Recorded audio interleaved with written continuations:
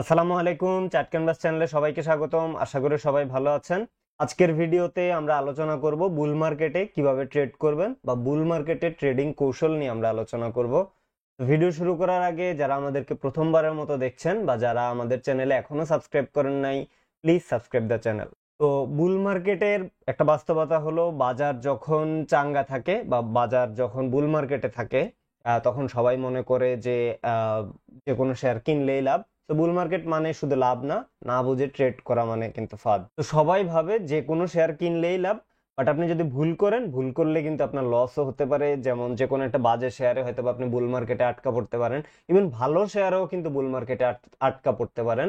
কারণ ভালো শেয়ারকে হয়তোবা আপনি ওভার ভ্যালুড অবস্থায় কিনলেন, তো খুব বেশি সম্ভাবনা আছে যে আপনি ভালো শেয়ারটার থেকেও ইভেন লস করবেন। তো লেটস সে যে কোনো একটা ফান্ডামেন্টালি স্ট্রং কোম্পানি, তার ভ্যালুয়েশন আছে 250 টাকা, এখন সেটা যখন বুল মার্কেটে 400 টাকায় চলে গেল, আপনি মনে করলেন যে কোম্পানিটা তো ভালো, তো ওই 400 টাকার কোম্পানিটাতে যদি আপনি ইনভেস্ট করেন, লং রানে কিন্তু আপনি সেটার থেকে লস করার সম্ভাবনা অনেক বেশি। এই জন্য বুল মার্কেটে কিন্তু আপনাকে অনেক সাবধান থাকতে হবে, কারণ বুল মার্কেটে ভুল করলে লস হওয়ার সম্ভাবনা অনেক বেশি। যাই হোক, আজকের ভিডিওতে আমরা ইনভেস্টমেন্ট নিয়ে আলোচনা করব না, আমরা মূলত ট্রেড নিয়ে আলোচনা করব। তো আমরা ভ্যালুয়েশনের দিকে খুব বেশি ফোকাস করব না, আমরা দেখব যে বুল মার্কেটে আপনি কিভাবে ট্রেড করবেন। তো চলুন দেখে নেওয়া যাক যে বুল মার্কেটে কিভাবে আপনি সচেতনভাবে ট্রেড করবেন। বুল মার্কেটে সচেতনভাবে ট্রেড করার জন্য প্রথম যে জিনিসটা আপনাকে করতে হবে বা ফলো করতে হবে, সেটা হলো যে আপনাকে ট্রেন্ডের সাথে থাকতে হবে, বাট সতর্ক থাকতে হবে। কারণ আপনি যেটাকে ট্রেন্ড মনে করতেছেন সেটা হয়তো বা যে কোনো একটা স্টকের পিক পয়েন্ট হতে পারে, বা সেটা হয়তো বা একদম হাই লেভেলে হতে পারে।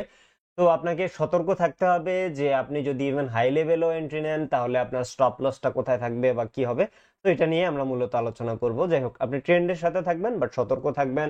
তো always follow the trend but confirm before you jump. তো যে কোনো একটা স্টকে ইনভেস্ট করার আগে আপনি কিন্তু এটা কনফার্ম করতে হবে যে এই স্টকটা ট্রেন্ডে আছে। এখন অনেক সময় দেখা যায় যে যে কোনো একটা স্টক 100 টাকার থেকে কমে 20 টাকায় চলে এসেছে, এখন 20 টাকার থেকে 30 টাকা গেলেই কিন্তু সেটা আসলে তখন আপ ট্রেন্ড কনফার্ম করে না। তো আপনি যে কোনো স্টকে ইনভেস্ট করার আগে অবশ্যই আপ ট্রেন্ড কনফার্ম করেছে এরকম একটা স্টকে ইনভেস্ট করতে হবে। সো শুধু দাম কমেছে দেখে আপনি কিনবেন না, বা দাম জাস্ট একটু বাড়ছে এটা দেখে আপনি অবশ্যই কিনবেন না।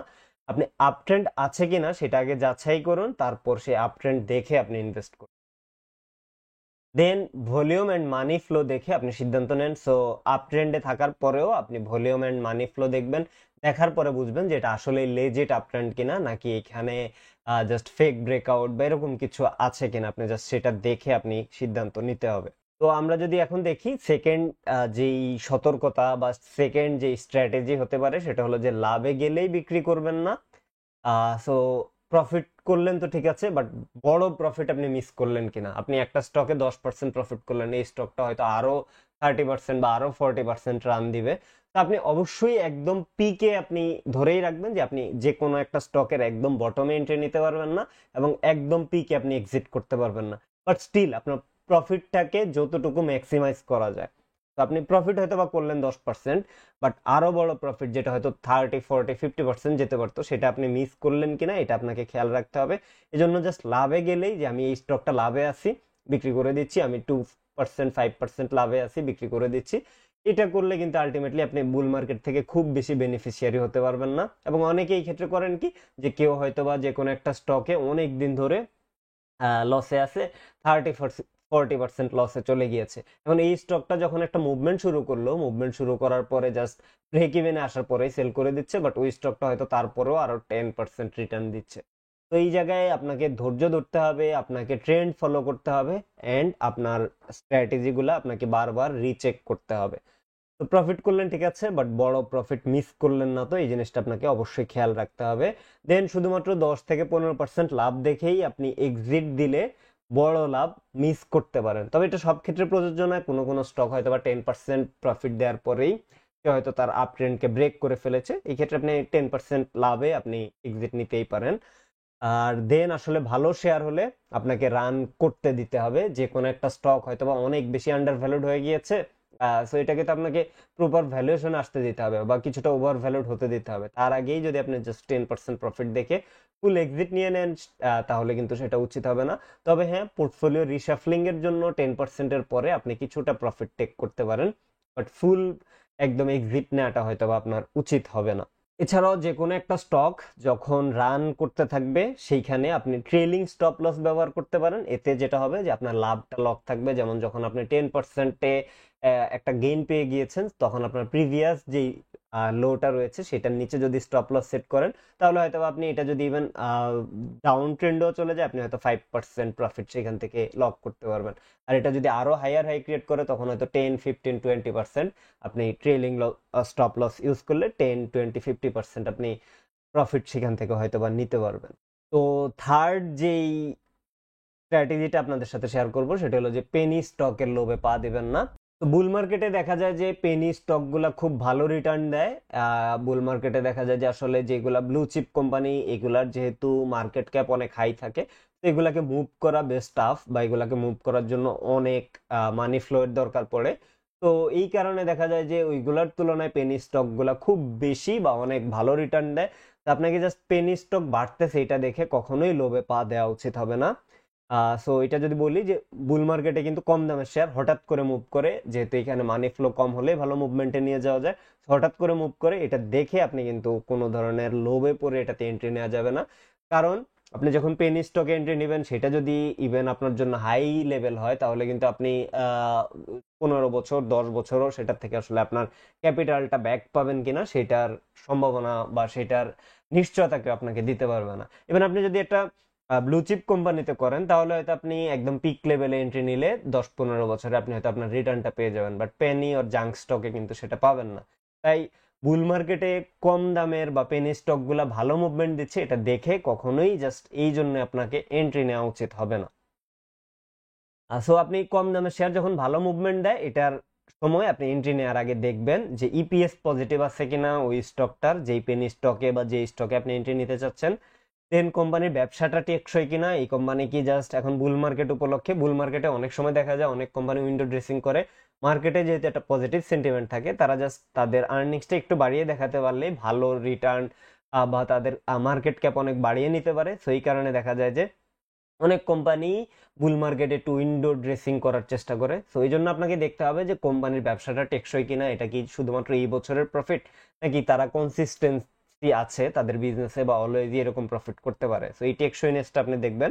তারপর ব্যালেন্স শিটটা মজবুত কিনা বা তার যেই ফান্ডামেন্টাল অ্যানালাইসিস আছে সেটা আপনি করে দেখবেন যে এই কোম্পানির ব্যালেন্স শিটটা লেজিট কিনা। সো ফান্ডামেন্টাল অ্যানালাইসিস কিন্তু আমাদের চ্যানেলে অনেক ফান্ডামেন্টাল অ্যানালাইসিস দেওয়া থাকে, এবং ওই ভিডিওগুলোতে বলা হয় যে আপনি নেক্সট কোন স্টকের ফান্ডামেন্টাল অ্যানালাইসিস দেখতে চান, কমেন্টে জানালে আমরা কিন্তু সেই থেকে সবচেয়ে বেশি যেই স্টকের রিকোয়েস্ট আসে সেটার থেকে কিন্তু আমরা নতুন নতুন ফান্ডামেন্টাল অ্যানালাইসিস দেই। সো আপনি যদি ফান্ডামেন্টাল অ্যানালাইসিস না বুঝেন, আমাদের চ্যানেলের ফান্ডামেন্টাল অ্যানালাইসিস ভিডিওগুলো দেখতে পারেন। এছাড়াও আমরা যে ফান্ডামেন্টাল অ্যানালাইসিস ভিডিওগুলো করি সেটা দেখেও কিন্তু আপনি অনেক কিছু শিখতে পারবেন। যাই হোক, সো আপনি এখানে ব্যালেন্স শিটটা লিজিট কিনা সেটা দেখবেন, দেখে আপনি ট্রেড করবেন। তো এখানে আমরা জাস্ট একটা কোটেশন শেয়ার করব, সেটা হলো যে price is what you pay, value is what you get. এটা ওয়ারেন বাফেটের একটা কোট। দ্যাট মিনস আপনি কিন্তু পে করবেন জাস্ট প্রাইস, আর ভ্যালুটা আপনি পাবেন, আহ, যেটা আপনি যে জিনিসটা আপনি পাবেন সেটা আসলে ভ্যালু। তো সোজা কথায়, আপনি যদি 1 টাকা দিয়ে একটা ক্যান্ডি কিনতে চান, তো 1 টাকা দিয়ে আপনি 1 টাকার ক্যান্ডি যদি পান, তাহলে তো আসলে আপনি প্রফিটেবল হচ্ছেন না।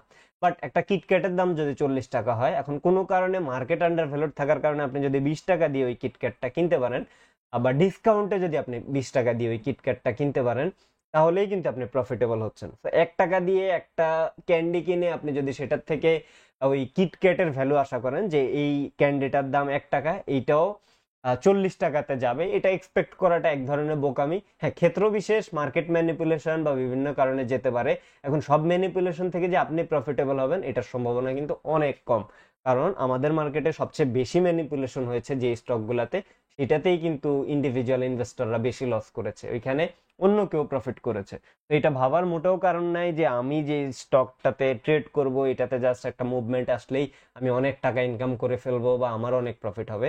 ওইখানে কিন্তু হিস্ট্রি কিন্তু আসলে এটা বলে না। আমরা ব্যাক টেস্ট করে দেখি যে এই পেনি স্টক গুলাতে বা যেই স্টকগুলোতে খুব বেশি ম্যানিপুলেশন বা গ্যাম্বলিং হয়েছে, এইখানে কিন্তু আসলে ইন্ডিভিজুয়াল ইনভেস্টররা খুব একটা প্রফিট করতে পারে নাই।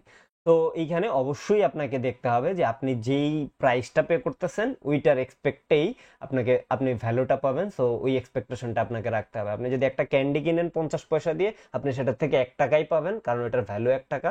আর আপনি যদি একটা কিটক্যাট কিনেন 20 টাকা দিয়ে, তাহলে হয়তো আপনি সেটার থেকে 40 টাকা পেতে পারেন, কারণ সেটার ভ্যালু 40 টাকা। তো অবশ্যই ভ্যালুটাকেও আপনার ইম্পর্টেন্স দিতে হবে। যাই হোক, আমরা যদি 4 নাম্বার স্ট্র্যাটেজিটা দেখি, সেটা হলো যে ভলিউম দেখে সিদ্ধান্ত নিন, গুজব দেখে না। কারণ গুজবে অনেক সময় বলে যে এই স্টকটা অনেক যাবে, বা বিভিন্ন ধরনের রিউমার মার্কেটে ছড়ানো হয় যে কোনো স্টক ডাম্প করার জন্য। তো এই ক্ষেত্রে আপনার এটা গুজব কিনা সেটা বোঝার জন্য ভলিউম অ্যানালাইসিস একটা ভালো অ্যানালাইসিস হতে পারে। সো এই জায়গায় আপনি যেটা করবেন যে let volume speak louder than the hype. So hype হয়তো অনেক কিছু বলতেছে, বাট ভলিউম তেমন ওইরকম কথা বলতেছে না। দ্যাট মিনস এটা আসলে গুজব, বা এখানে একটা রিউমার ছড়ায় স্টকটা ডাম্প করার চেষ্টা করতেছে হয়তো বা কেউ। তো এই জায়গায় আপনি যেটা করবেন, প্রাইস পজিটিভ হতে হবে প্লাস ভলিউম একসাথে দুইটা বাড়তেছে কিনা এটা দেখতে হবে। তো এখানে অনেকে একটা ভুল করে থাকেন যে প্রাইস কমতেছে এবং অনেক বড় ভলিউম পাইছে, তখন বলে যে আজকে তো হিউজ ভলিউম পাইছে, ইনস্টিটিউটরা আজকে বাই করছে। স্টকটাকে ডাম্প করে দিয়ে বা প্রাইসটাকে কমিয়ে দিয়ে ইনস্টিটিউট আজকে বাই করেছে, তো এই স্টকটার প্রাইস বেড়ে যাবে আগামী দিন। এটা একটা ভুল ধারণা। বরং আহ, ওই ইনস্টিটিউট আসলে ওই স্টকটাকে ওইখানে সেল করেছে, সেল করার কারণেই এত ভলিউম ক্রিয়েট হয়েছে। যেহেতু প্রাইস নেগেটিভ, দ্যাট মিনস তারা খুব জোরে সোরে বা খুব অ্যাগ্রেসিভলি সেল করেছে, এই কারণেই কিন্তু ভলিউমটা পজিটিভ এসেছে বাট প্রাইসটা নেগেটিভ এসেছে। তো আপনি যে কোনো একটা স্টকে এন্ট্রি নেওয়ার আগে অবশ্যই দেখতে হবে প্রাইস আর ভলিউম একসাথে বাড়তেছে। দেন ইনস্টিটিউট বা বড় বড় প্লেয়াররা ঢুকলে কিন্তু ভলিউম বাড়ে, যেটা মাত্রই বললাম। আর ইন্ডিভিজুয়ালরা যখন আসলে এন্ট্রি নেয় তখন আসলে ভলিউমে খুব বেশি এফেক্ট পড়ে না। কারণ আমি নিজে যদি একটা স্টকে এন্ট্রি নিতে যাই, আমি হয়তো সর্বোচ্চ হলে 1 লক্ষ টাকার এন্ট্রি নিব। তো 1 লক্ষ টাকাতে ভলিউমে তেমন ডিফারেন্স আসবে না। বাট একটা ইনস্টিটিউট যদি এখানে এন্ট্রি নেয়, সে হয়তো 1 কোটি টাকা বা 10 কোটি বা 100 কোটি টাকার এন্ট্রি নিবে, তাহলে ভলিউমে একটা রিফ্লেকশন পড়বে। তো ইনস্টিটিউশন বা বড় প্লেয়াররা ঢুকলে ভলিউম বাড়ে, তখন কিন্তু প্রাইসও বাড়তে হবে, কারণ আপনি এগ্রেসিভলি বাই করতেছেন, সো প্রাইসটাও বাড়বে। দেন ভলিউম ছাড়া শুধু হাইপ দেখে শেয়ার কেনা কিন্তু বিপদ। সো ভলিউম না দেখে শুধু হাইপ দেখে কখনোই শেয়ার কেনা উচিত হবে না। তো এইখানে আমরা আমাদের একটা কোটেশন শেয়ার করতে চাই, সেটা হলো যে শেয়ারে ভলিউম বাড়ছে না সেখানে প্রাইস রেঞ্জটা টিকবে না। তো ভলিউম যদি না বাড়ে, প্রাইস যদি বাড়েও, এটা কিন্তু সাস্টেনেবল হবে না, কারণ সেইখানে হয়তো ইন্ডিভিজুয়াল ট্রেড করতেছে, তারাই হয়তো প্রাইস বাড়িয়ে দিচ্ছে। ইন্ডিভিজুয়ালদের আসলে তাদের সাইকোলজি ঘুরে যাওয়ার সময় লাগে না, বা তাদের মোমেন্টাম ঘুরে যেতে সময় লাগে না। So যে কোনো সময় তারা দেখা যাবে যে এখন বুলিশ, আগামীকালকে বিয়ারিশ হয়ে যাবে, তখন প্রাইস আবার ফল করবে। সো এটা প্রাইসের বা ভলিউম না বাড়লে আসলে প্রাইসের রাইজটা টিকবে না। তো এই পর্যায়ে আমরা 5 নাম্বার স্ট্র্যাটেজিতে যাব, সেটা হলো যে আপনাকে রিস্ক ম্যানেজমেন্ট রাখতে হবে। আপনি জাস্ট ওভার কনফিডেন্ট হলে হবে না। তো একই সাথে যে বুল মার্কেট আছে ঠিক আছে, বাট আপনার রিস্ক ম্যানেজমেন্টেও গুরুত্ব দিতে হবে। বুল মার্কেটে অনেকেই ভাবেন যে বেশি টাকা ঢাললেই বেশি লাভ হবে বা বেশি ইনভেস্ট করলেই বেশি লাভ হবে। বুল মার্কেটে ইভেন অনেকে এই ভুলটাও করে থাকেন যে প্রচুর পরিমাণে সে যে মার্জিন লোন আছে সেটা নেয়, অথবা পার্সোনালি বিভিন্ন আত্মীয় স্বজনের কাছ থেকে লোন এনে সেই টাকা ইনভেস্ট করে, পরে দেখা যায় যে তার ইভেন মার্জিন লোনের কারণে তার অ্যাকাউন্টও ব্লো আপ হয়ে যায়। তো জাস্ট বেশি টাকা ইনভেস্ট করলেই বেশি লাভ হবে, এটা কিন্তু সত্য না। বরং আপনাকে ইনভেস্ট করার ক্ষেত্রে খুবই সাবধানে করতে হবে এবং রিস্ক ম্যানেজমেন্ট করে তারপরে করতে হবে। তো এইখানে কিন্তু স্মার্ট ট্রেডাররা বুল মার্কেটে যে জিনিসটা করেন সেটা নিয়ে আমরা আলোচনা করব। সেটা হলো যে তারা কখনোই সব টাকা একসাথে ইনভেস্ট করেন না। আপনি যেটা করেন, আপনি হয়তোবা শুনেছেন স্টক বা অমুক স্টকটা এখন 20 টাকায় আছে, সেটা 100 টাকায় চলে যাবে। আপনি কারোর থেকে ধার এনে একদম পুরো 20 টাকায় সব পোর্টফোলিও 100% এটা কিনে ফেলেন। তখন দেখা যায় যে ওই স্টকটা ডাম্প করলে আপনার বিশাল লসে চলে যান। তো স্মার্ট ট্রেডাররা কিন্তু এই কাজ কখনোই করেন না। সে তার পোর্টফোলিওর একটা নির্দিষ্ট অংশই একটা ট্রেডে একসাথে ইনভেস্ট করেন, যাতে করে ওই ট্রেডটা লস হলেও তার ফুল পোর্টফোলিওতে খুব বেশি ইফেক্ট না করে। নর্মালি আসলে স্মার্ট ট্রেডাররা তার পোর্টফোলিওর 2 থেকে 3% রিস্ক নিয়ে থাকেন। তো সে এমনভাবে ট্রেড করেন যে তার স্টপ লস হিট করলেও যাতে তার পোর্টফোলিওর 2-3% নেগেটিভ হয়। তো আপনাকে এই রিস্ক ম্যানেজমেন্টটা বুঝতে হবে, কতটুকু টাকা একটা ট্রেডে আপনি ইনভেস্ট করবেন সেটা কিন্তু আপনাকে বুঝতে হবে। এটা স্মার্ট ট্রেডাররা করে থাকেন। এছাড়াও স্মার্ট ট্রেডাররা তার ক্যাপিটালকে ভাগ করে ইনভেস্ট করে। So আপনারও এটা করা উচিত হবে যে আপনার যে ক্যাপিটাল সেটা একটা স্টকেই ফুলি যেই ক্যাপিটালটা এটাকে ইনভেস্ট না করে আপনি যদি ট্রেডগুলাতে আপনার ক্যাপিটালকে ভাগ করে করে ইনভেস্ট করেন, তাহলে যে কোনো একটা ট্রেড লস হলে আপনি একসাথে অনেক বেশি লসের সম্মুখীন হবেন না। আর স্মার্ট ট্রেডাররা যেটা করে, সব ট্রেডেই কিন্তু স্টপ লস সেট করে। So আপনাকেও এটা করতে হবে। সব ট্রেডে আপনি যেই ট্রেড এন্ট্রিটাই নিচ্ছেন, যেহেতু বুল মার্কেট, আপনাকে স্টপ লস সেট করতেই হবে, এটা মাস্ট। কারণ বুল মার্কেট থেকে আপনি যে কোনো সময় মার্কেটের ট্রেন্ড ঘুরে যেতে পারে, তখন আপনি যদি স্টপ লস সেট করা না থাকে তাহলে দেখা যাবে যে 1 বছর ঘুরলেই আপনার 60-70% লসে চলে যাবে। এবং একবার বিয়ার মার্কেটে ঢুকে গেলে আবার কবে সেটা বুল মার্কেটে ব্যাক করবে সেটা কিন্তু আমরা জানি না। সো তখন লং রানে আপনাকে 60-70% লস নিয়ে, তো অবশ্যই বুল মার্কেটে স্টপ লস সেট করতে হবে, তাহলেই কিন্তু আপনি আপনার প্রফিটটা লক করতে পারবেন। এছাড়া আপনি ট্রেড করার আগে রিস্ক ঠিক করেন আগে, তারপরে বাই করেন। দ্যাট মিনস আসলে যে কোনো একটা স্টকে ট্রেড নেওয়ার আগে এই স্টকটা যদি স্টপ লস হিট করে তাহলে আপনার পোর্টফোলিওর কতটুকু লস হবে এবং ওই লসটা আপনি আসলে বেয়ার করার জন্য রেডি আছেন কিনা সেটা আগে সেট করবেন। তারপরে আপনি একটা বাই করবেন বা ট্রেডে এন্ট্রি নেবেন। এই সবগুলো আপনি করবেন কারণ মার্কেট যে কোনো সময় উল্টা পথে চলে যেতে পারে বা বুল মার্কেট যে কোনো সময় বিয়ার মার্কেটে মুভ করতে পারে। তো এই জায়গায় আমরা আমাদের আরেকটা কোটেশন শেয়ার করব, সেটা হলো in a bull market the wise don't rush, they protect before they profit. তো এখানে কিন্তু বলা হয় নাই যে they protect after they profit, এখানে বিফোর বলা হয়েছে। কারণ আপনাকে কিন্তু আপনার পোর্টফোলিওকে প্রফিট করার আগেই সেভ করতে হবে বা প্রফিট করার আগেই প্রোটেক্ট করতে হবে। তো অনেকে চিন্তা করে থাকেন আগে কিছু প্রফিট করে নেই তারপর আমি কিছু টাকা এখান থেকে সরিয়ে ফেলবো, বাট আপনি যে প্রফিট করবেন এই গ্যারান্টি আপনাকে কে দিল? তো অবশ্যই প্রফিট করার আগেই আপনি আপনার পোর্টফোলিওটাকে প্রোটেক্ট করতে হবে। আপনাকে চিন্তা করতে হবে যে আমার এই ট্রেডটা যদি স্টপ লস হিট করে তাহলে আমার পোর্টফোলিওর চেহারা কেমন থাকবে। আপনার পোর্টফোলিওকে ওইভাবেই প্রোটেক্ট করতে হবে।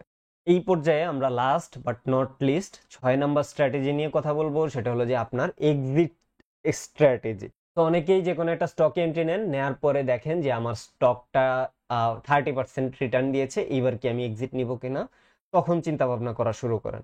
তো এটা না করে আপনাকে অবশ্যই আগে থেকেই এক্সিট স্ট্র্যাটেজি নিয়ে চিন্তা করতে হবে। সো শুধু এন্ট্রি কখন নেবেন সেটাই গুরুত্বপূর্ণ না, অবশ্যই এক্সিট কখন করবেন সেটাও কিন্তু আগের থেকেই ঠিক করে রাখা জরুরি এবং সেটা কিন্তু গুরুত্বপূর্ণ পয়েন্ট। কারণ আপনি এন্ট্রি এক্সিট যদি আপনার প্রপার জায়গায় না থাকে, বিশেষ করে বুল মার্কেটে, তাহলে কিন্তু অনেক লস হয়ে যাওয়ার আপনার সম্ভাবনা থাকবে এবং আপনি কিন্তু প্রফিটের মুখ দেখতে পারবেন না। শুধু প্রফিট করলেই কিন্তু হবে না, সেই প্রফিটটাকে কিন্তু বুক করাও শিখতে হবে, বুক করাটাও জানতে হবে। কারণ আপনি আনরিয়েলাইজ প্রফিট হলো আপনার 50%, বাট সেটা যদি আপনি রিয়েলাইজ না করতে পারেন তাহলে কিন্তু কোনো লাভই নাই।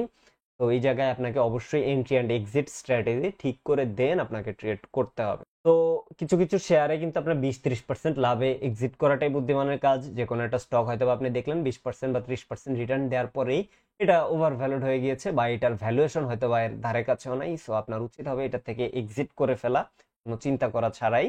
বাট কিছু কিছু শেয়ারে ধৈর্য ধরলে কিন্তু আপনার 50% বা তার বেশি প্রফিট হতে পারে। সো ওই স্টকগুলাতে আপনাকে অবশ্যই ধৈর্য ধরে সময় নিয়ে থাকতে হবে। আর আপনার টার্গেট প্রাইস আর এক্সিট পয়েন্ট কিন্তু আগে থেকেই যদি ঠিক করা থাকে তাহলে যে বেনিফিটটা আপনি পাবেন সেটা হলো যে মার্কেটের গুজব বা হঠাৎ যে কোনো খবর আপনাকে ডিস্ট্রাক্ট করতে পারবে না। তো মার্কেটে হয়তো যে কোনো সময় একটা গুজব চলে আসলো, বা বুল মার্কেটে দেখা যায় যে ছোট ছোট কিছু বিয়ারিশ ট্র্যাপ ক্রিয়েট করে মার্কেটে একটু ছোট ছোট ডিপ দিয়ে বা পুল ব্যাক দিয়ে মার্কেট থেকে কিছু ইনভেস্টরদের আউট করে দেওয়া হয়। তখন দেখা যায় যে ইনস্টিটিউশন ইনভেস্টররা তখন আরো বড় পজিশন নেওয়ার চেষ্টা করে বা তাদের পজিশনটাকে আরো ইনক্রিজ করে। এই জায়গাটায় আপনার যদি টার্গেট প্রাইস আর এক্সিট পয়েন্ট যদি আগে থেকেই ঠিক করা থাকে তাহলে কিন্তু এই গুজব বা এই প্যানিক গুলা আপনাকে ডিস্ট্রাক্ট করতে পারবে না। আপনি তখন দেখা যাবে যে স্টিল আপনার যেই ইনভেস্টমেন্ট ফিলোসফি বা আপনার যে এক্সিট স্ট্র্যাটেজি সেটাতে অবিচল থাকতে পারবেন। এটার জন্য আমরা একটা কোটেশন শেয়ার করব, সেটা হলো ওয়ারেন বাফেটের। তিনি বলেছেন, বি ফিয়ারফুল হয় না আদার্স আর গ্রিডি, অ্যান্ড গ্রিডি হয় না আদার্স আর ফিয়ারফুল। এই কোটেশনটা আমরা আমাদের চ্যানেলে অনেকবারই শেয়ার করেছি। তো এটা খুবই ইম্পর্টেন্ট একটা কোটেশন। যখন সবাই দেখবেন যে মার্কেটে হুড়মুড় খেয়ে পড়েছে, যেমন ধরেন আমি এক্সাম্পল হিসেবে বলতে পারি 2010 সালে বুল মার্কেট, তখন মার্কেটে সবাই হুড়মুড় করে পড়েছিল, বাট তখন যারা ফিয়ারফুল ছিল, তখন যারা আসলে ক্যাশ পজিশন করে রেখেছে, তারা কিন্তু তাদের প্রফিটও লক করে রাখতে পেরেছে এবং একই সাথে ওই 2010-এর পরে যেই ক্র্যাশটা হয়েছে ওইখানে কিন্তু তারা এন্ট্রি নিয়ে আবার ভালো প্রফিটও করতে পেরেছে। তো মার্কেটে যখন সবাই ভয় পায় তখন কিন্তু আপনাকে গ্রিডি হওয়া উচিত, এবং যখন সবাই গ্রিডি হয়ে যায় তখন আপনাকে ফিয়ারফুল থাকা উচিত। তো এছাড়াও আপনি কিন্তু একটা জিনিস অবশ্যই আপনাকে মাথায় রাখতে হবে, সেটা হলো যে ডিসিপ্লিন মেক্স দ্য ডিফারেন্স। তো আপনি মার্কেটে যত বেশি ডিসিপ্লিন থাকবেন, অল্প অল্প প্রফিট করেও সেটা কিন্তু আপনি লং রানে সেটাকে অনেক দূর নিয়ে যেতে পারবেন। বাট আপনি যদি ডিসিপ্লিনড না থাকেন, আপনার 50% আনরিয়েলাইজড প্রফিটও কিন্তু আপনাকে কোনো প্রফিটই, ডিসিপ্লিন থাকলে যদি 5%ও হয়, লং রানে আপনার সেই 5% কিন্তু আসলে অ্যাকুমুলেট করবে। তো ডিসিপ্লিন কিভাবে থাকবেন, সেটা হলো যে বুল মার্কেটে আসলে লাভ করার সুযোগ অনেক বেশি, কিন্তু দরকার ঠান্ডা মাথা এবং প্ল্যান এবং সঠিক এক্সিকিউশন। শুধুমাত্র প্ল্যান করলেই হবে না। অনেকে বলে যে আমি তো target price and stop loss set করে রেখেছিলাম, বাট স্টকটা ওই জায়গায় যাওয়ার পরে আমার সেন্টিমেন্ট আমি কন্ট্রোল করতে পারি নাই, আমার মনে হয়েছে যে আরো অনেক বেশি যাবে, আমি এক্সিট নেই, তখন দেখা যায় যে প্রাইসটা আসলে একটা ডাম্প দিয়েছে, এখন তো আমি আর এক্সিট নিতে পারতেছি না। তো এই জায়গায় আপনি শুধু প্ল্যান করলেই হবে না, এক্সিকিউশনটাও আপনাকে করতে হবে, বা সঠিকভাবে এক্সিকিউশন করতে, ঠান্ডা রেখে কাজ করতে হবে। তাহলেই আপনি ডিসিপ্লিন থাকতে পারবেন এবং সেটা আপনাকে লং রানে বেনিফিশিয়ারি করবে। তো আমরা এখানে আরেকটা কোটেশন শেয়ার করব, সেটা হলো পিটার লিন্সের। উনি বলেছেন, the key to making money in stock is not to get scared out of them. তো যে কোনো একটা স্টক থেকে যদি আপনি ভয় পেয়ে যান, ভয় পেয়ে গেলে কিন্তু সেই স্টক থেকে আপনি টাকা জেনারেট করতে পারবেন না, বা সেখান থেকে প্রফিট করতে পারবেন না। তো আপনি যে কোনো একটা স্টকে প্রফিট করার আগে ভয়টা দূর করে, আপনি যদি আসলে আপনার ইমোশনটাকে দূরে রেখে আপনি যদি রিয়ালিটি দিয়ে ট্রেড করেন বা রিয়ালিটি দিয়ে যদি ইনভেস্ট করেন, তাহলে হয়তো আপনি প্রফিট করতে পারবেন। সো আপনি যে ভয় বা লোভ, এই দুইটা জিনিস থেকে বা এই দুই ধরনের ইমোশন থেকে আপনাকে দূরে থাকতে হবে। যাই হোক, এই ছিল আমাদের ট্রেডিং স্ট্র্যাটেজি নিয়ে ভিডিও। আশা করি ভিডিওটা আপনাদের কাছে ভালো লেগেছে। ভালো লাগলে ভিডিওটাতে লাইক করবেন, আমাদের চ্যানেলে সাবস্ক্রাইব করবেন। এছাড়াও কমেন্টে আপনারা জানাতে পারেন নেক্সট কি ধরনের ভিডিও আপনারা আমাদের কাছ থেকে দেখতে চান। ধন্যবাদ সবাইকে। আসসালামু আলাইকুম।